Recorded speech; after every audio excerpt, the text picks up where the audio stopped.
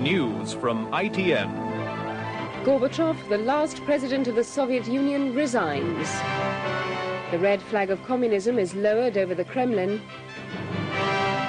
Yeltsin takes control of 30,000 Soviet nuclear weapons. And world leaders pay tribute to Gorbachev's achievements. Good evening. The red flag came down over the Kremlin tonight as President Gorbachev resigned and brought to an end 7 decades of communist rule in the Soviet Union. Right to the last, Mr. Gorbachev said he was unhappy at the breakup of the country, but he pledged to do everything he could for the new Commonwealth of Independent Republics. The Russian President, Boris Yeltsin, now has his finger on the nuclear button. We have 2 reports from Moscow on the final hours of the Soviet Union. As Mikhail Gorbachev resigned, the Soviet and Russian flags still fluttered side by side above the Kremlin.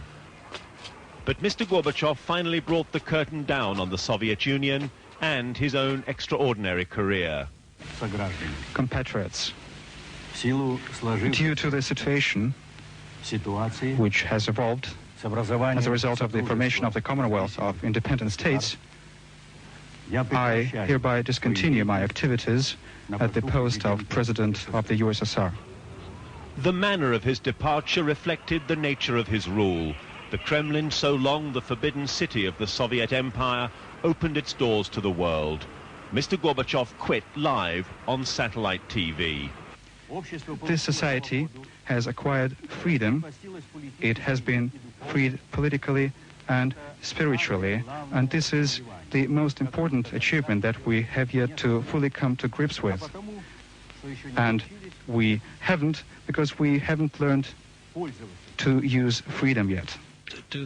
Later, in an interview with CNN, Mr. Gorbachev showed documents which formally hand control of the nuclear arsenal to Boris Yeltsin.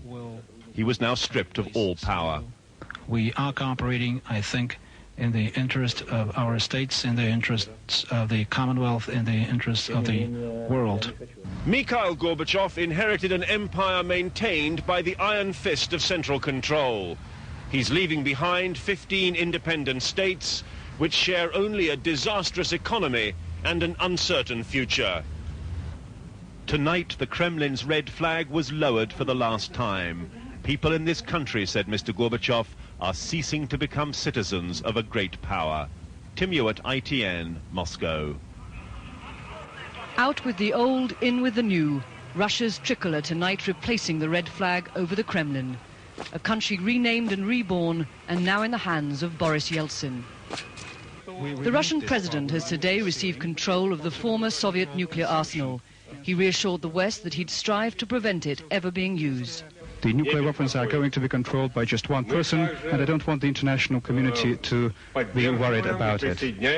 Mr. Yeltsin today predicted grave economic difficulties for the coming year, but said he was confident the new Commonwealth would ultimately succeed. The people here are weary of pessimism, and the share of pessimism is too much for the people to handle. Now they need some belief. It's been Yeltsin's boldness that's rewarded him with an independent Russia to rule. Most recently in August, when he led resistance during the attempted coup, and most sensationally last year, when he walked out of the Communist Party Congress and handed in his party card. He is, like Mikhail Gorbachev, a product of the Communist Party structures, rising swiftly through its ranks as a young man. But this risk-taker distanced himself from the party and sided with the people before it was too late, emerging as the only opposition leader of stature. Concerns remain about the health of this 60-year-old maverick. He's reported to suffer from a heart complaint. Concern, too, about his sometimes unstatesmanlike image abroad. Internationally, Mikhail Gorbachev is a very hard act to follow. But most concern lies over the ability of just one man to inspire hope. Hope from a people who feel that for so long they've been cruelly mistreated by their leaders. To succeed, he must rescue the economy fast. It's that will decide the future of Boris Yeltsin and of Russia. Penny Marshall, ITN, Moscow.